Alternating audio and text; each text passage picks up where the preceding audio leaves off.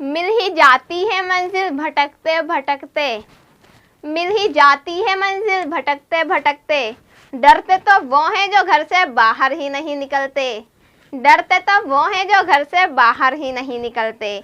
Hello everyone, मैं खुशबू और आप देख रहे हैं आपका अपना YouTube channel Education Tech Flow. तो जैसा कि आप सभी जानते हैं, हम प्राचीन भारत का इतिहास पढ़ रहे थे, तो उसी से रिलेटेड आज का हमारा टॉपिक होने वाला है, जो कि लास्ट टॉपिक है। प्राचीन भारत का इतिहास पूरा कवर हो जाएगा ये टॉपिक डिस्कस करने के बाद। तो इस टॉपिक के बारे में हम जानेंगे जो कि गुप्त काल है। तो गुप्त काल से रिलेटेड हम फर्स्ट वीडियो कवर कर चुके हैं, ये हमारा सेकंड पार्ट होने वाला है गुप्त काल का। तो अगर आपने फर्स्ट पार्ट नहीं देखा है तो नीचे डिस्क्रिप्शन में ऊपर कार्ड में आपको उसका लिंक मिल जाएगा, आप इजीली वहां जाकर उस वीडियो को देख सकते हैं। और अगर आपने हमारा चैनल अभी तक सब्सक्राइब नहीं किया है तो कर लीजिए, क्योंकि आपको यहाँ पर हर एग्जाम से रिलेटेड वीडियोस अवेलेबल होंगी। आप जो भी एग्जाम से रिलेटेड जो भी टॉपिक चाहते हैं उस टॉपिक को आप कमेंट बॉक्स में कमेंट करके बता सकते हैं, हम उसके ऊपर आपके लिए वीडियो बना देंगे। तो आप बिल्कुल भी टेंशन मत लीजिए किसी भी टॉपिक के बारे में, यहाँ आपको सारे टॉपिक्स के बारे में जानकारी मिलेगी। तो चलिए शुरू करते हैं आज की वीडियो और जानते हैं गुप्त काल के बारे में। हम गुप्त काल के बारे में चंद्रगुप्त द्वितीय के बारे में प्रीवियस वीडियो में पढ़ चुके हैं, बट कुछ टॉपिक ऐसे रह गए थे जो कि अक्सर आपके एग्जाम में पूछे जाते हैं, जैसे कि नौरत्न। कि चंद्रगुप्त द्वितीय जो था उसके दरबार में नौरत्न कौन कौन से थे, तो अक्सर नौरत्न के बारे में एग्जाम में पूछा जाता है। तो एक बार डिस्कस कर लेते हैं हम नौरत्न के बारे में कि कौन कौन से नौरत्न थे। नौरत्न से मीन्स 9 व्यक्ति ऐसे थे जिन्हें नौरत्न कहा गया था। मीन्स उनमें इतनी ज़्यादा एबिलिटी थी, इतनी ज़्यादा काबिलियत थी उनमें कि उनको नौरत्न के नाम से संबोधित किया जाता है। तो सबसे पहले थे वारामिहिर, देन उसके बाद अमर सिंह, कालिदास, देन उसके बाद बेताल भट्ट, घटकपर, छपनक, बलरुचि, शंकु और धनवंतरी। तो ये 9 रत्न थे। आप इनके नाम अच्छे से याद कर लीजिए, आपके एग्जाम में अक्सर पूछ लिए जाते हैं। तो हमने कालिदास पढ़े थे, यहाँ तीसरे 9 रत्न है, 9 रत्न में से तीसरे व्यक्ति थे। तो इनके बारे में हम जान लेते हैं, क्योंकि आप कालिदास का नाम बहुत ज़्यादा सुनने वाले हैं गुप्त काल में। तो कालिदास 9 रत्न में प्रधान माना जाता था। 9 रत्न में जो सबसे प्रधान माना जाता था कौन था, वो कालिदास था। कालिदास को सबसे ऊपर माना जाता था, सबसे ऊंचा दर्जा जो प्राप्त था 9 रत्न में वो कालिदास को ही था। देन उसके बाद धनवंतरी, धनवंतरी हमने पढ़ा है। धनवंतरी के बारे में हम जान लेते हैं। धनवंतरी प्रसिद्ध आयुर्वेदाचार्य थे। आयुर्वेदाचार्य में जो आयुर्वेद की आपकी दवाइयाँ होती हैं उसका सारा ज्ञान जो था वो किसे था, धनवंतरी को था। जिन्हें आयुर्वेद के वैद्य, चिकित्सा का भगवान मानते थे। जो बाकी सारे लोग थे चंद्रगुप्त द्वितीय के दरबार में, वो सारे लोग धनवंतरी को क्या मानते थे, आयुर्वेद के वैद्य। इसका अर्थ क्या होता है, चिकित्सा का भगवान। में जिस व्यक्ति को चिकित्सा के बारे में, बीमारी के बारे में, बीमारी की दवाइयों के बारे में, बीमारी के इलाज के बारे में सब कुछ पता हो, उसको क्या कहा जाता है, चिकित्सा का भगवान। तो चिकित्सा का भगवान किसे कहा जाता था, किसे माना जाता था, धनवंतरी को माना जाता था। तो आप यह बहुत अच्छे से याद रखिएगा, क्योंकि आपके एग्जाम में अक्सर जो क्वेश्चन पूछे जाते हैं उसमें क्वेश्चन पूछ लिया जाता है। देन उसके बाद मेहरौली का लौह स्तंभ गुप्त शासक चंद्रगुप्त द्वितीय ने बनवाया था। आप कभी मेहरौली गए होंगे जहाँ पर कुतुब मीनार भी स्थित है, तो वहीं पर लौह स्तंभ है। एक लौह स्तंभ है, लोहे का एक बहुत बड़ा खंबा सा है। तो कब का है, वो गुप्त काल के टाइम का है। किसके शासनकाल में, चंद्रगुप्त द्वितीय के शासनकाल में। तो चंद्रगुप्त द्वितीय ने ही उस लौह स्तंभ को बनवाया था।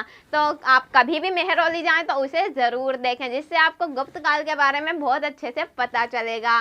तो उसके बाद चीनी यात्री फाहियान, आपने सुना होगा जब भी हम यात्रा वृत्तांत के बारे में बात करते हैं या फिर विदेशी विवरण के बारे में बात करते हैं तो फाहियान का नाम सबसे पहले आता है। देन उसके बाद बाकी और लोगों का नाम आता है। तो जो चीनी यात्री फाहियान था वो भी इसी समय भारत आया था। किस समय, जब चंद्रगुप्त द्वितीय का शासनकाल था। गुप्त काल के दौरान चंद्रगुप्त द्वितीय के शासनकाल में चीनी यात्री फाहियान भारत आया था। तो ये आप बहुत अच्छे से याद रखिएगा। देन उसके बाद चांदी के सिक्के, हम प्रीवियस वीडियो में पढ़ चुके हैं बहुत अच्छे से चांदी के सिक्कों के बारे में कि चंद्रगुप्त द्वितीय ने चांदी के सिक्कों का प्रचलन किया था। सबसे पहले जो चांदी के सिक्कों का प्रचलन हुआ था वो गुप्त काल में हुआ था। किसने किया था? चंद्रगुप्त द्वितीय ने किया था। और सोने के सिक्कों के बारे में भी हम बहुत डिटेल से पढ़ चुके हैं, तो उस वीडियो को आप बिल्कुल भी देखना ना भूलें। तो हमने यह तो पढ़ा था कि चांदी के सिक्कों का प्रचलन चंद्रगुप्त द्वितीय ने किया था, बट चांदी के सिक्कों को क्या कहा जाता था? तो चांदी के सिक्कों को रुपया कहा जाता था। आप जानते हैं, आपको ये नाम याद नहीं होगा तो मैं आपको एक ट्रिक बताती हूँ याद करने की। जैसे अब 1 रुपया 2 रुपया क्या होते हैं, क्या कहते हैं आप? 1 रुपया, तो 1 रुपये से ही बनाए 1 रुपयक, तो रुपया की जगह आपको का लगाना है, देन रुपयक। तो ये नाम आप बहुत अच्छे से याद कर सकते हैं। देन उसके बाद चंद्रगुप्त द्वितीय की मृत्यु के पश्चात में, चंद्रगुप्त द्वितीय की जब मृत्यु हो गई थी उसके बाद उसका पुत्र कुमारगुप्त प्रथम सिंहासन पर बैठा। तो चंद्रगुप्त द्वितीय के बाद सिंहासन पर कौन बैठा?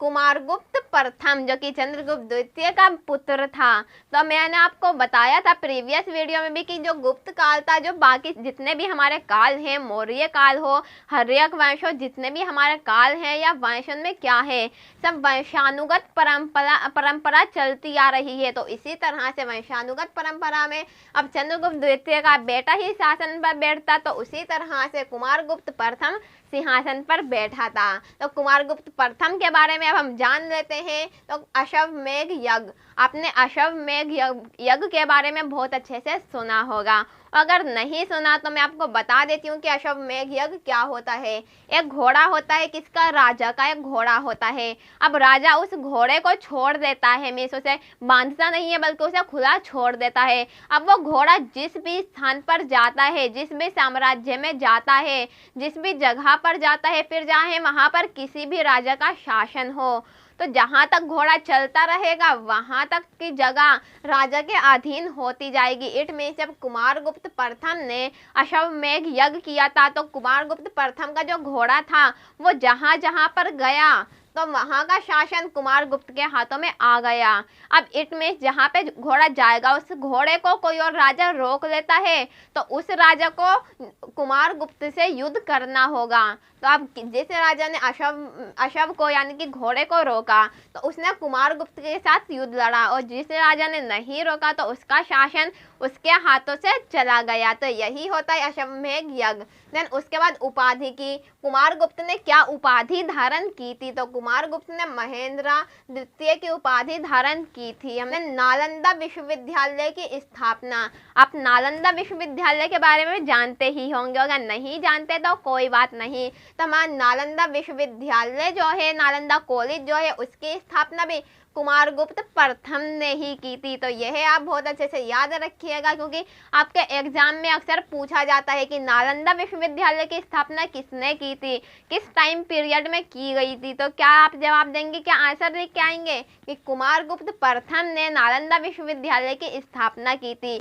गुप्त काल के टाइम पीरियड में हमारे नालंदा विश्वविद्यालय की स्थापना की गई थी। देन अब उसके बाद हम स्कंदगुप्त के बारे में जान लेते हैं कि जो कुमारगुप्त प्रथम के बाद जो नेक्स्ट राजा बना था वो था स्कंदगुप्त। तो स्कंदगुप्त का हम शासनकाल जान लेते हैं कि 455 ईस्वी से 467 ईस्वी तक, टोटल कितने हुआ? 12 साल तक स्कंदगुप्त का शासन रहा है, 455 से 467 ईस्वी तक। तो कुमारगुप्त उत्तराधिकारी, कुमारगुप्त का उत्तराधिकारी था स्कंदगुप्त। इट मीन्स कुमारगुप्त का जो बेटा था कौन था? स्कंदगुप्त था। तो उसके बाद हुणों का भारत पर आक्रमण, आपने अक्सर इतिहास की बुक में पढ़ा होगा, हिस्ट्री की बुक में पढ़ा होगा कि भारत पर हुणों ने आक्रमण किया था। तो वो किस टाइम किया था? जब स्कंदगुप्त का शासन हुआ करता था। तो स्कंदगुप्त के शासन काल में हुणों ने भारत पर आक्रमण किया था। हुणों को परास्त कर स्कंदगुप्त ने विक्रमादित्य की उपाधि धारण की। अब हुणों को परास्त कर, जो स्कंदगुप्त था उसने हुणों के साथ में युद्ध किया। हुणों के साथ में स्कंदगुप्त की जंग हुई और हुणे जो थे वो हार गए, स्कंदगुप्त की जीत हुई। तो जब स्कंदगुप्त ने हुणों को परास्त कर दिया, में इस युद्ध में हरा दिया था, उसके बाद स्कंदगुप्त ने विक्रमादित्य की उपाधि धारण की थी। तो यह बहुत अच्छे से याद रखिएगा कि हुणों को हराने के बाद स्कंदगुप्त ने विक्रमादित्य की उपाधि धारण की थी। देन उसके बाद शकादित्य देवराय के नाम से भी स्कंदगुप्त को जाना जाता था। तो स्कंदगुप्त को एक नाम से बिल्कुल भी नहीं जाना जाता था। किस किस नाम से जाना जाता था? विक्रमादित्य, शकादित्य और देवराय के नाम से स्कंदगुप्त को जाना जाता था। तो आप ये बहुत अच्छे से याद रखिएगा। देन स्कंदगुप्त ने गिरनार पर्वत पर स्थित सुदर्शन झील का पुनरुद्धार किया था। आप जानते हैं गिरनार पर्वत जो है, गिरनार पहाड़ी जो है, वहां पर स्थित सुदर्शन झील झील है एक, जिसका नाम सुदर्शन झील है। तो सुदर्शन झील का जो उद्घाटन किया था, पुनरुद्धार किया था, वो किसने किया था? स्कंदगुप्त ने किया था। देन उसके बाद स्कंदगुप्त के पश्चात कोई भी राजवंश का राजा अपना प्रभुत्व इतना ना बढ़ा सका जिसकी जानकारी इतिहास के पन्नों में दर्ज हो सके।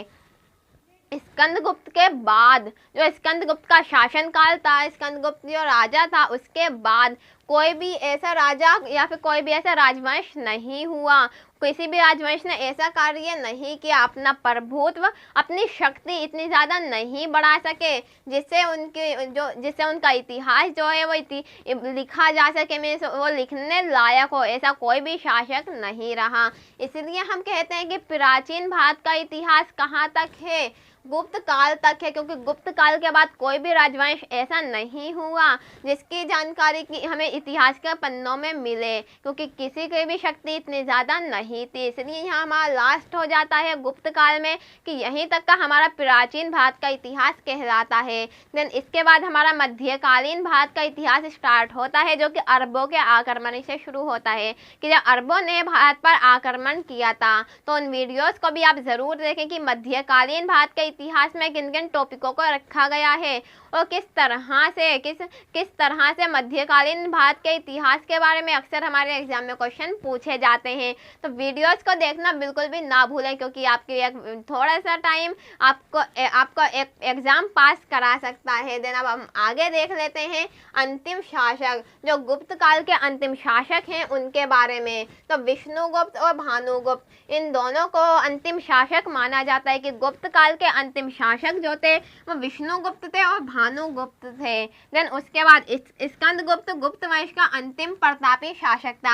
हमने यहाँ पढ़ा है, हम यहाँ पढ़ चुके हैं कि स्कंदगुप्त के बाद कोई भी ऐसा राजा या कोई भी ऐसा राजवंश नहीं हुआ जिसका प्रभुत्व बहुत ज़्यादा हो, जिसकी शक्ति बहुत ज़्यादा हो। इसीलिए स्कंदगुप्त को अंतिम प्रतापी शासक कहा जाता है कि सबसे ज़्यादा शक्तिशाली शासक जो था अंतिम कौन था, वो स्कंदगुप्त था। तो कभी भी एग्जाम में आपका क्वेश्चन पूछा जाए कि अंतिम प्रतापी शासक किसे कहा जाता है, तो क्या लिखेंगे आप?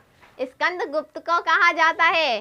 तो फिर आगे देख लेते हैं हम गुप्त काल में निर्मित प्रसिद्ध मंदिर, कि गुप्त काल में कौन कौन से मंदिर थे, कौन कौन से ऐसे मंदिर थे जो बहुत ज़्यादा प्रसिद्ध हैं, और गुप्त टाइम पीरियड में कौन कौन से मंदिर बनाए गए थे। तो चलिए फिर जान लेते हैं। मंदिरों का निर्माण गुप्त काल में प्रारंभ हुआ था। जो सबसे पहले मंदिर बनना स्टार्ट हुए थे वो कब हुए थे? गुप्त टाइम पीरियड में। आप जानते हैं आज हमारे इंडिया में कितने सारे मंदिर हैं, हर जगह मंदिर हमें देखने को मिल जाते हैं।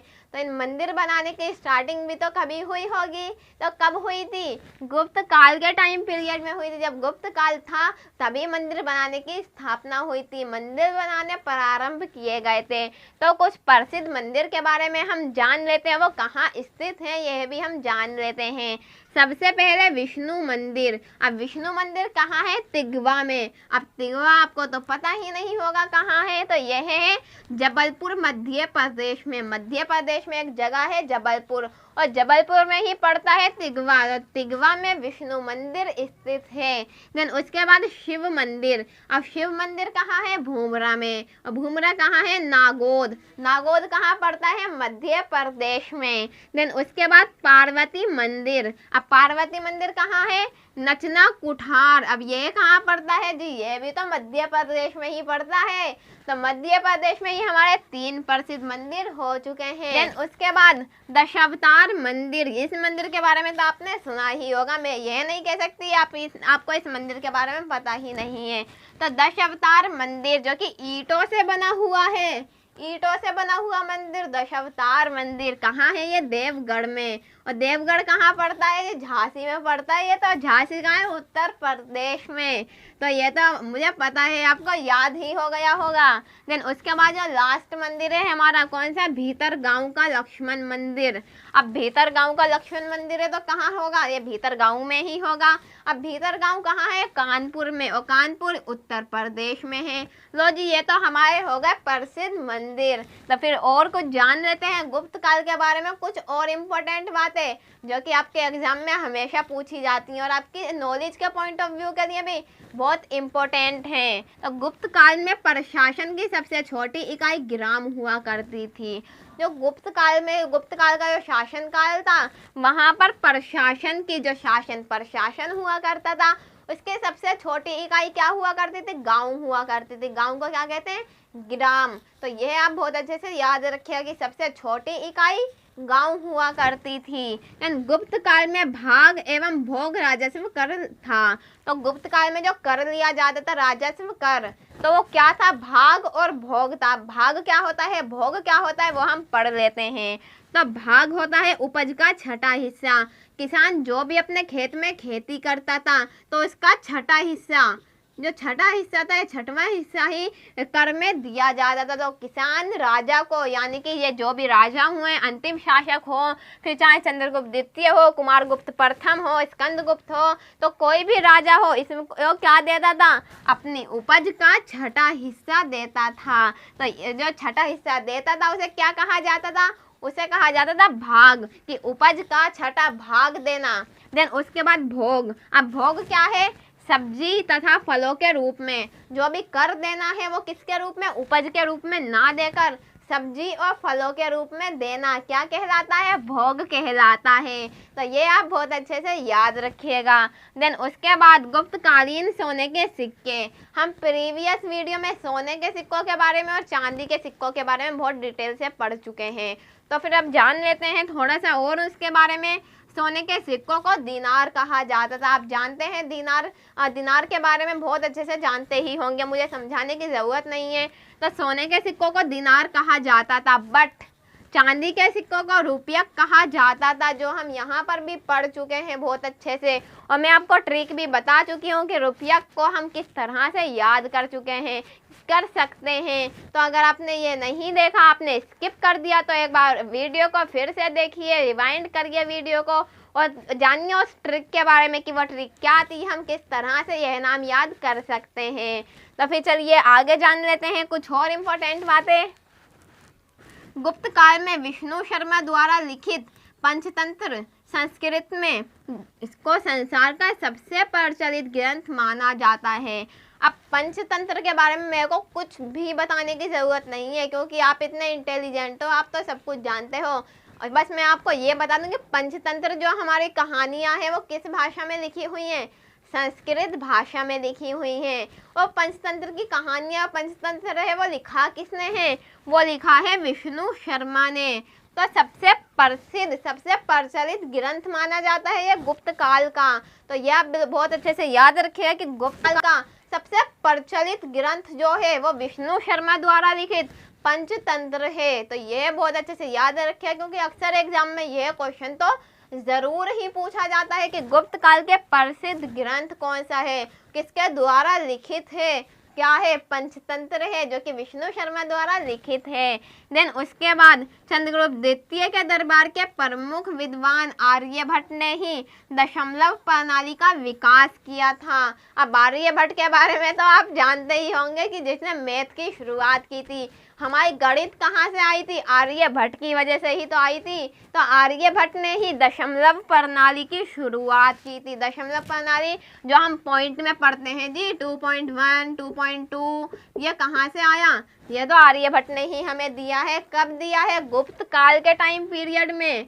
जी हाँ, गुप्त काल के टाइम पीरियड में आया है दशमलव प्रणाली, जब चंद्रगुप्त द्वितीय का शासन काल था। तो यह बिल्कुल भी भूलिएगा मत कि दशमलव प्रणाली हमारे पास कहाँ से आई? आर्यभट्ट ने दी है। कब दी है? गुप्त काल के दौरान, चंद्रगुप्त द्वितीय के शासन काल में। तो ये हमारा ये बिल्कुल कंप्लीट हो चुका है। देन अब बहुत थोड़ा सा बचा है हमारा पढ़ने के लिए कि उसके बाद हमारा गुप्त काल जो है बिल्कुल कंप्लीट हो जाएगा। कोई हमें कंफ्यूजन ही नहीं रहने वाली, कोई हमारा टॉपिक ही नहीं रहने वाला गुप्त काल से रिलेटेड। तो गुप्तकालीन नाटक और नाटककार। अब गुप्त काल के जो कुछ नाटक हैं, कुछ ऐसी पुस्तकें हैं जिनके बारे में अक्सर एग्जाम में पूछ लिया जाता है। और ये किस लिए इम्पोर्टेंट है? जो हम पढ़ते हैं गुप्त काल के जानकारी के स्रोत, तो उसके लिए भी ये बहुत इम्पोर्टेंट हो जाती हैं, क्योंकि इन सब चीज़ों से भी हमें गुप्त काल के बारे में बहुत ज़्यादा जानकारी मिलती है। तो क्या है ये? सबसे पहले अभिज्ञान शकुंतलम, जो कि कालिदास ने लिखी है। देन उसके बाद मुद्रा राक्षस। तो मुद्रा राक्षस किसने लिखी है? विशाख दत्त ने लिखी है। देन उसके बाद मालविका अग्निमित्रम। मालविका अग्निमित्रम किसने लिखी है? कालिदास ने लिखी है। देन उसके बाद मिच्छकटिकम। मिच्छकटिकम किसने लिखी है? शूद्रक ने लिखी है। देन उसके बाद विक्रम मौर्य वशियम। विक्रम मौर्य वशियम किसने लिखी है? कालिदास ने लिखी है। तो कालिदास ने यहाँ 3 चीजें लिखी हैं। क्या क्या लिखी हैं? अभिज्ञान शकुंतलम लिखी है, मालविका अग्निमित्रम लिखी है, देन विक्रम मौर्य वशियम लिखी है। तो इन तीनों को आप याद कर सकते हैं। देन उसके बाद हमारी 2 चीजें बचती हैं। मुद्रा राक्षस जो कि विशाख दत्त ने लिखी है। देन लास्ट जो है मिच्छकटिकम, वो किसने लिखी है? शूद्रक ने लिखी है। तो हमारा गुप्त काल बिल्कुल कंप्लीट हो चुका है। तो आई होप कि आपको बहुत अच्छे से समझ आया हो, बहुत अच्छा भी लगा हो आपको गुप्त काल के बारे में पढ़कर, क्योंकि मुझे तो आज बहुत ज़्यादा मज़ा आया आपको पढ़ाने में। सो आई होप कि यह वीडियो आपको बहुत अच्छी लगी हो। तो फिर जल्दी से फिर लाइक कर दीजिए, क्योंकि एक लाइक तो बनता है। तो फिर चलिए फिर मिलते हैं अपने नेक्स्ट वीडियो में एक और इम्पोर्टेंट टॉपिक लेकर, जो कि आपके एग्जाम के पॉइंट ऑफ व्यू से और आपके नॉलेज के पॉइंट ऑफ व्यू से बहुत इम्पोर्टेंट है। So thank you for watching education tech फिलो।